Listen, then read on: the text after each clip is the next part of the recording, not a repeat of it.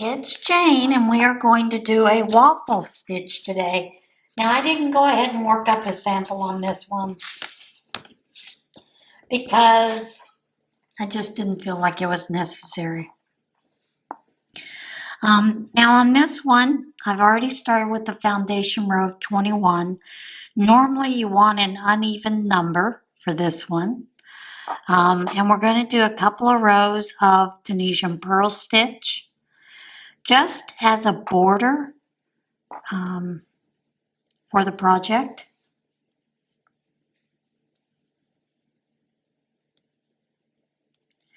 And of course, the Tunisian purl is you'll bring your yarn in front, go through the bar, the next bar, pull up a loop through there so that you get that nice purl stitch.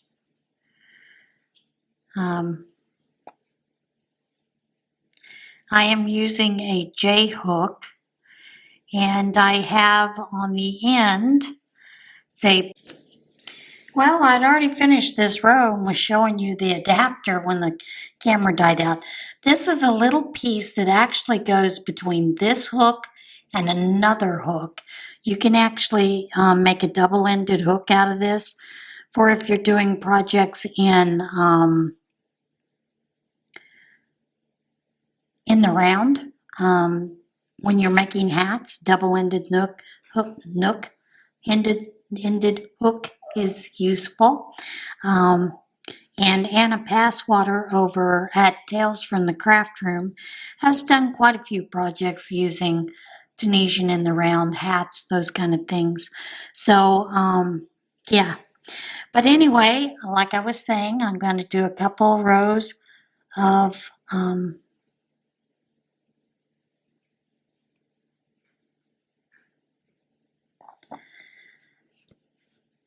need to go through both of those. Only got one. Couple of rows of Tunisian purl stitch before I start that. So, and normally you would do a couple for a border, but I'm not going to do all of those. We're just going to get right into that stitch. But normally you would do 3 to 4 rows of Tunisian purl before you would start the waffle stitch pattern. It just gives a nice little bit of a border to your project. That is the only reason you'd want to do it. And if I were making a blanket, I would definitely do probably 4 rows of purl stitches. All right. Now for this next row, what we're going to do, and this was getting into the Tunisian waffle stitch, we're going to do Tunisian purl in the next 3 stitches. So here's our next stitch. So we'll do a purl, 1, 2, 3, and then we would do knit stitches in the next 5 stitches. So 1, and knit stitch goes in between the 2 bars, 2, 3, 4, and 5. And then we would do another 3 purl stitches, 1, 2, 3, and then another 5 knit, 1, 2, 3, 4, and 5. And then we would do another 3 purl stitches, 1, 2, 3, and then we would go through the last 2 like we normally do for our neat close, pull up a stitch. And then our return pass is the normal return pass, which is chain 1, yarn over, pull through 2, yarn over, pull through 2, all the way to the end.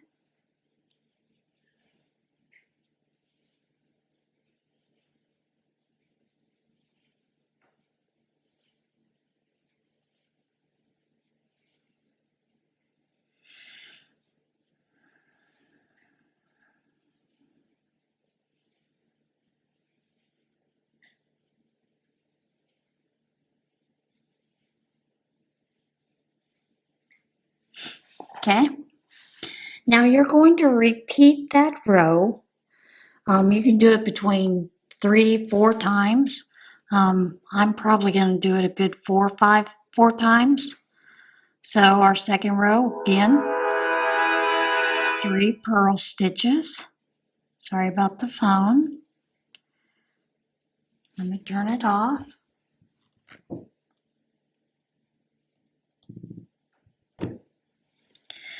And then we'll do 5 purl stitches.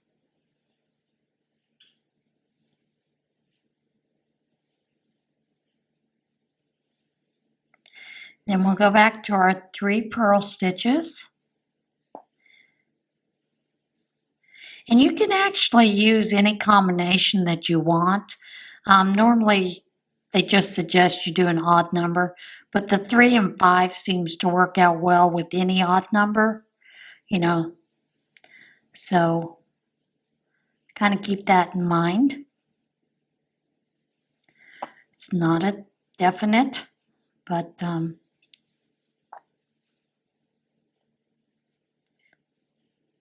it is a good idea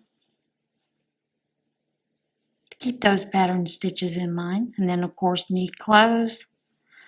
Yarn over, pull through 1, yarn over, pull through 2, all the way back to the end.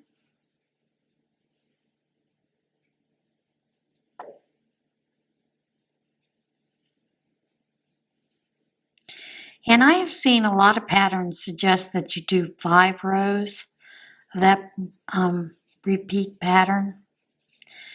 But it's kind of like just regular waffle stitch, whatever you choose. If it's 4 rows, 5 rows, whatever, you just continue to do that same amount each time. Okay? So again, we've got one more row.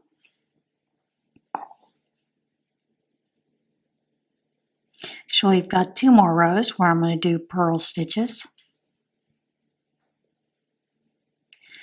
Starting out with purl stitches, 3 purl stitches, 5 knit,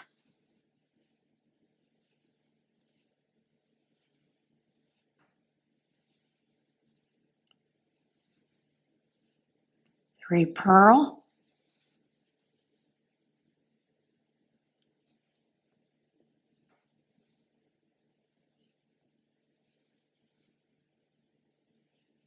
five knit,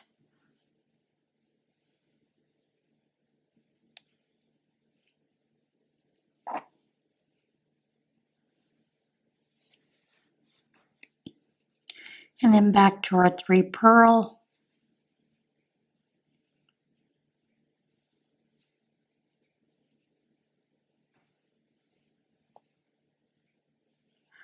and then our neat close, which goes through the last 2, pull up a loop, chain 1, yarn over, pull through 2, yarn over, pull through 2, all the way back.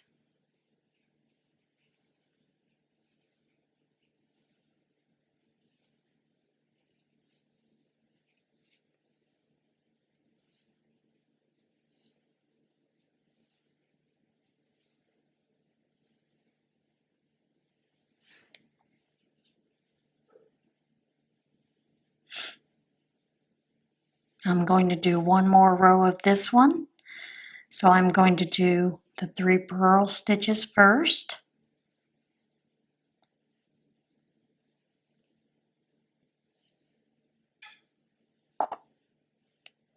5 knit,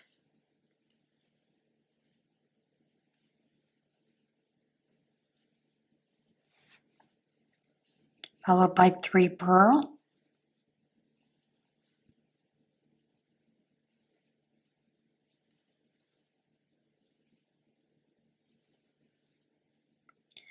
and 5 more knit. 1,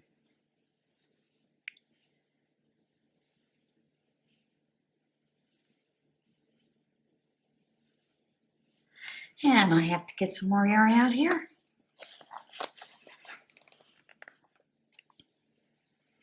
And then we have 3 more purl,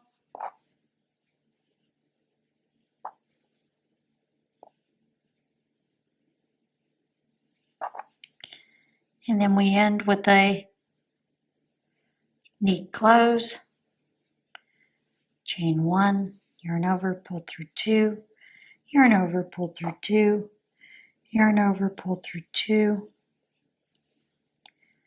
all the way across.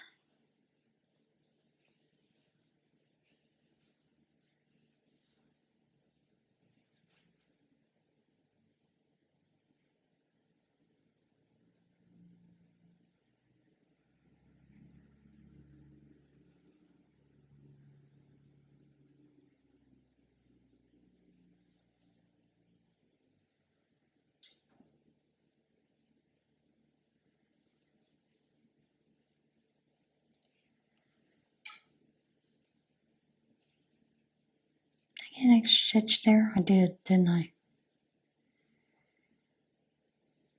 Sometimes happens.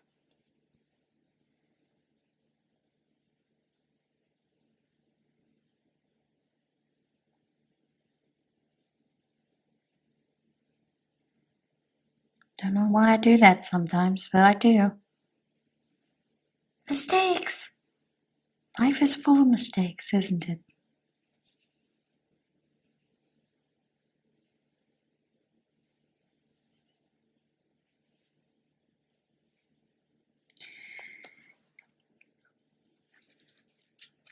Now,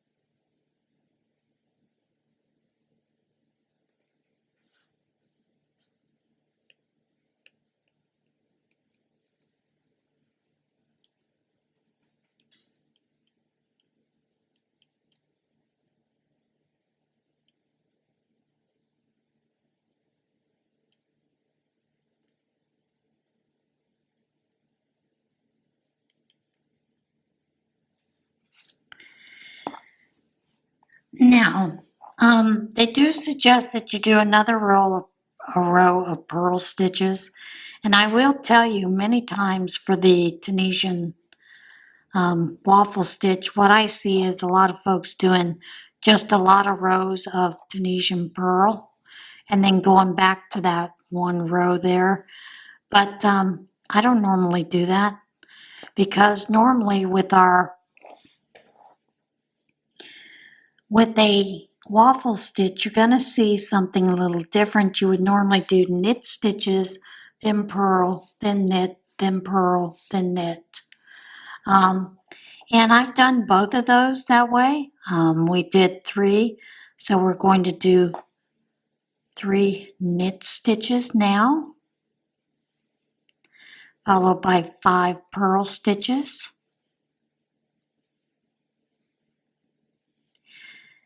The one that I have seen a lot of people use as their, like I said, the waffle stitch, is to do several rows of purl stitches in between. And to me, that's not a real waffle stitch, but you know, if you like the look of it, you can certainly do that. But what I'm doing here is in all the purl stitches that I did in the previous row, I am now going to do knit stitches, and all of the knit stitches that I did in the previous row, I will do purl stitches. So we're going to do that for a couple of rows, 4 rows, so you can see that. And then of course to the end, do our neat close, yarn over, pull through 1, yarn over, pull through 2, 2, 2, all the way across. And I do think that many times when people do that, I don't want to say lazy, but it's kind of lazy. rather than doing a true waffle. Because as you know, when you're doing a waffle stitch in regular crochet, you're doing the opposite for the next rows. So, and the only difference is the way that it's going to look on your ends. But you know, that's personal preference. And there is a way to finish it. So then I'm going to continue again, like I said, 3 knits followed by 5 purls.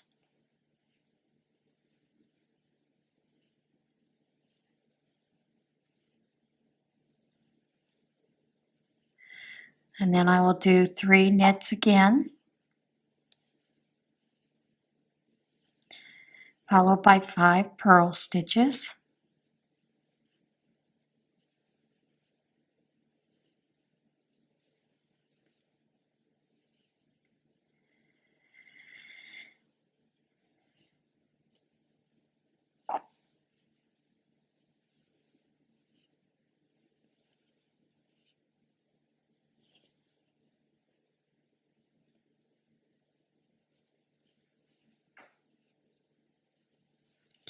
And then a neat close at that last stitch. Chain 1, yarn over, pull through 2, pull through 2, all the way to the end.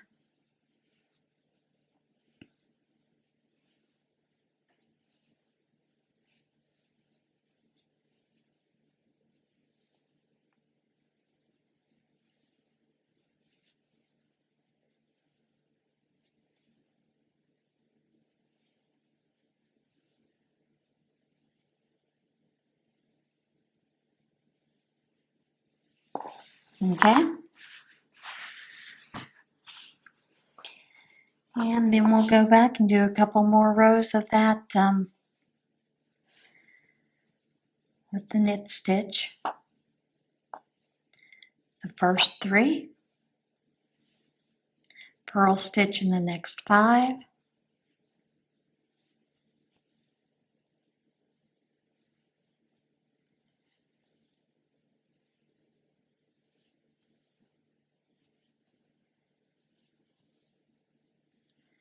knit stitch in the next 3. So I think I did too many on that one.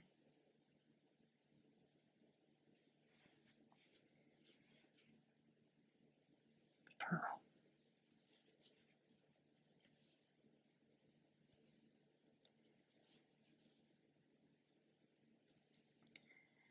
Knit stitch in the next 3. Purl stitch in the next 5. Where did I get off? See, I can tell I got off here. It's what I mean about reading your stitches.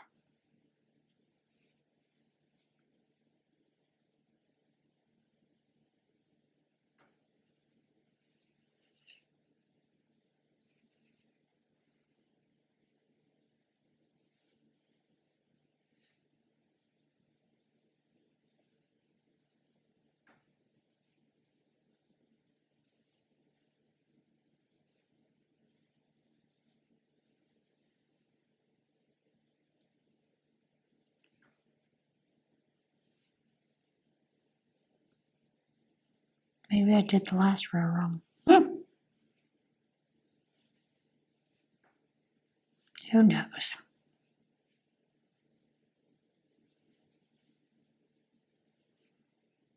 We'll know when we get to the end and we see that funky little thing going on, won't we?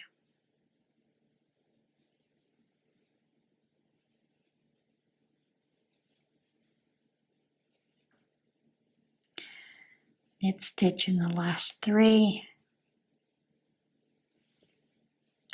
And then our neat close in the end. Chain 1, yarn over, pull through 2, yarn over, pull through 2, yarn over, pull through 2. Now when we finish this row,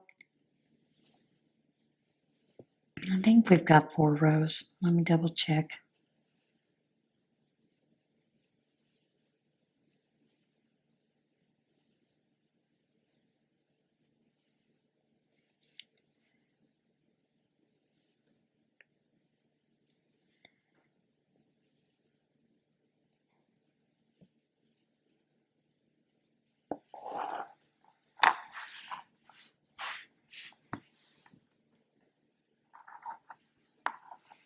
Okay. We do not. We need one more row. So we're going to purl the next 3 stitches. Not purl, knit the first 3 stitches, purl the next 5.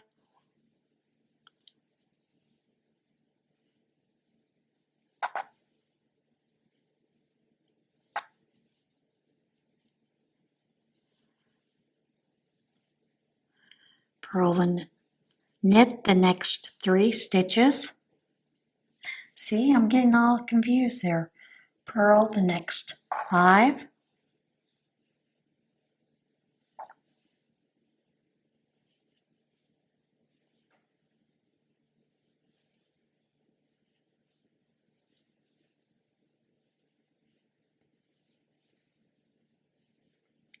And then knit the next 3.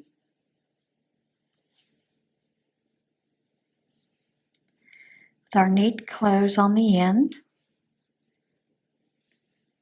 And it's yarn over, pull through 1, yarn over, pull through 2, all the way across. And then we're going to look at this both sides so you can see the way that it looks.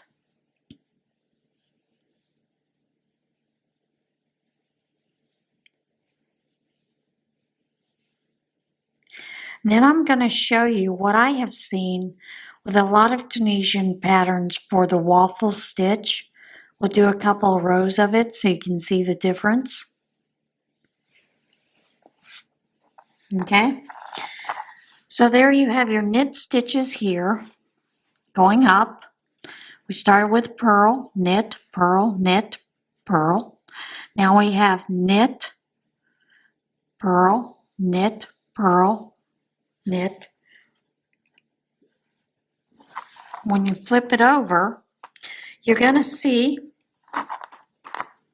that it looks almost like a little wavy pattern. And it does do that. So I'm going to show you one of the things that I've been seeing with a lot of Tunisian waffle stitches. They will do just same amount of rows in purl stitches and then go back to that same, purl 3, knit 5, purl 3, knit 5. I don't think that's a true waffle stitch, but I'm sure that it actually evens out the pattern, the rows, so that they don't do a lot of that waviness that you're seeing with this one. Like I said, I don't think that's a real example of basket weave stitch, because a basket weave is simply you're doing one row of a certain set of stitches, then you do the opposite on the next several rows. Say if you're doing 5 rows, you would do the opposite for 5 rows, or the opposite for 4 rows, and then you would switch it back and forth. That gives you this basket weave look, which is a pretty neat look anyway.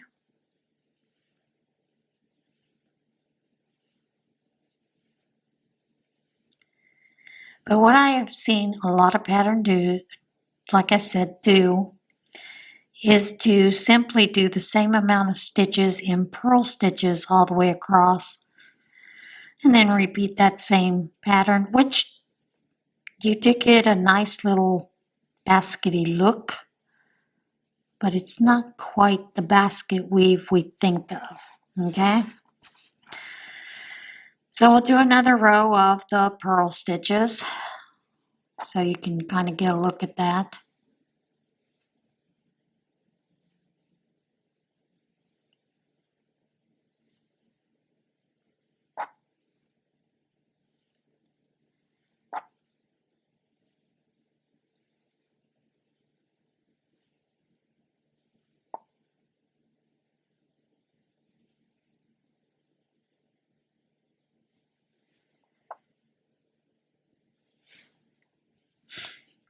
Now I know I had used this yellow or goldenrod, whatever you call it, yarn last week, and I just chose to use it again because I think it shows up better. I had a red yarn that I was going to use, but chose to do this one.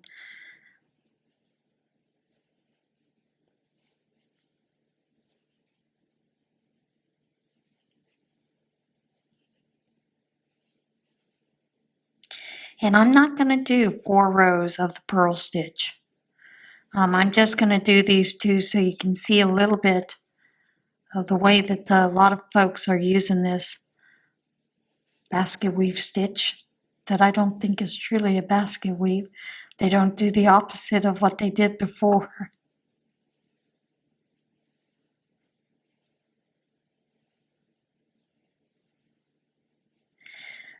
But I do think the reason that they use it is because it helps stop the waviness of this stitch pattern.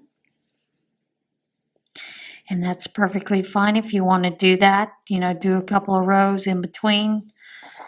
But basically, that is what you're looking for. You're looking to do a true basket weave with this. Now, if you are doing a square or if you are turning it into a washcloth, then what you would do is you would simply do a single crochet here. Then you would crochet single crochets around. You could do 3 in this one, or I do 2, start out with. And then you would do, you know, single crochet all around the border with 3 in the corners. And then you could finish off or do a couple of more rows, whatever you chose. Or you could just bind it off. I have done that before in pattern where I've just bound it off in the pattern. So that if I had finished on a purl stitch, then I would bind off in purl stitch, then bind off on this row here in the knit stitch. And you've seen how to do that before, so. But that is your basket weave.